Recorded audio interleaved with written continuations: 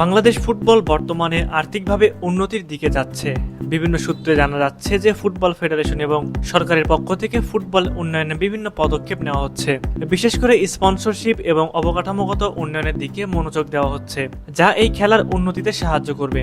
এখন আপনার মনে প্রশ্ন আসতে পারে যে হামজা চৌধুরী, সমিত সোমদের বেতন কত হতে পারে এবং তাদের মার্কেট ভ্যালুই বা কত। আজকের ভিডিওতে আমরা জানাবো বাংলাদেশের ফুটবলের সেরা 10 জন দামি ফুটবলার কারা এবং তাদের মার্কেট ভ্যালু সম্পর্কে। শেষে যে ফুটবলারের নাম বলবো তার বাজার মূল্য শুনলে আপনার চোখ কপালে উঠতে বাধ্য হবে।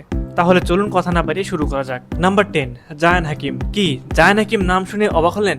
অবাক হওয়ার কিছু নেই। আগামী জানুয়ারিতে বাংলাদেশ দলে যোগ দেওয়ার কথা রয়েছে জায়ান হাকিমের, সুতরাং তাকে নিয়ে কথা বলার সময় এখনই। ট্রান্সফার মার্কেটের তথ্য অনুযায়ী জায়ান হাকিমের বর্তমান বাজার মূল্য রয়েছে 10,000 ইউরো। নাম্বার 9, ফাহমিদুল ইসলাম। ইতালি থেকে খেলতে আসা ফুটবলার ফাহমিদুল ইসলাম। বর্তমানে তিনি বাংলাদেশের সবচেয়ে তরুণ সম্ভাবনাময়ী ফুটবলার। তার বর্তমান market value 10,000 euro. Number 8, Cuba Mitchell. Cuba Mitchell নতুন সিজনে দল বদলে বাংলাদেশ প্রিমিয়ার লিগের ক্লাব বসুন্ধরা কিংসে যোগ দিয়েছেন। কদিন পর তাকে দেখা যাবে বাংলাদেশ অনূর্ধ্ব-23 দলে। সেখানে ভালো করলে মিলবে জাতীয় দলে খেলার সুযোগ। তার বর্তমান বাজার মূল্য রয়েছে 65,000 ইউরো। নাম্বার 7, মিতুল মার্মা। বর্তমানে বাংলাদেশের সেরা গোলকিপার মিতুল মার্মা। ট্রান্সফার মার্কেটের তথ্য অনুযায়ী তার মার্কেট ভ্যালু রয়েছে 2 লক্ষ ইউরো। নম্বর 6, সোহেল রানা। বাংলাদেশের অভিজ্ঞ মিডফিল্ডার সোহেল রানা। ট্রান্সফার মার্কেটের তথ্য অনুযায়ী তার বর্তমান মার্কেট ভ্যালু রয়েছে 1,75,000 ইউরো। নাম্বার 5, মোহাম্মদ হৃদয়। বাংলাদেশের বর্তমানে সেরা উদীয়মান তরুণ মিডফিল্ডারদের একজন হৃদয়। তার বর্তমান মার্কেট ভ্যালু রয়েছে 2,25,000 ইউরো। নাম্বার 4, ইসা ফয়সাল। বাংলাদেশের সেরা লেফট ব্যাক ইসা ফয়সাল। ডিফেন্সে তার পারফরমেন্স বরাবরই ভালো।